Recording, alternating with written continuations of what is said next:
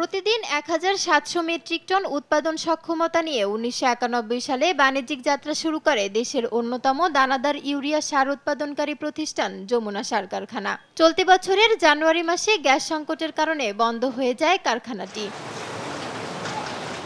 দেশ টেলিভিশনের অনুসন্ধানে জানা যায়, আওয়ামী লীগের শাসনামলে স্থানীয় কয়েকজন সার কারখানা নিয়ন্ত্রণে নিয়ে শত শত কোটি টাকা লুটপাট করেছে। সংকটের কথা বলে ১৮ থেকে ২০ হাজার টাকার সার বিদেশ থেকে আমদানি করা হতো লাখ টাকায়। নানা অজুহাতে প্রায়ই কারখানার উৎপাদন বন্ধ করে দেওয়া হতো। শ্রমিকরা বলছেন, সার সংকটের কথা বলে কয়েক গুণ বেশি দামে আমদানি করত পচা সার। তাদের এমন হঠকারিতায় বেকার হয়ে পড়েছেন কারখানাটির সঙ্গে প্রত্যক্ষ বা পরোক্ষভাবে জড়িত প্রায় ৪,০০০ মানুষ। এখানে ৩-৪০০ গাড়ি সবসময় পড়ে থাকে।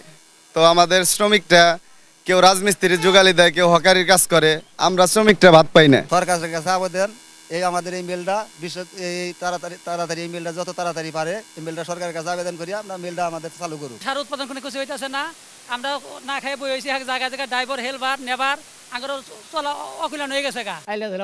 সংসার নিয়ে কি করবো, পোলাবান লেখার করতে পারে না, কারখানার আশেপাশে পড়ে আছে শত শত ট্রাক। অতি মূল্যবান যন্ত্রাংশগুলো পুরোপুরি নষ্ট হওয়ার পথে।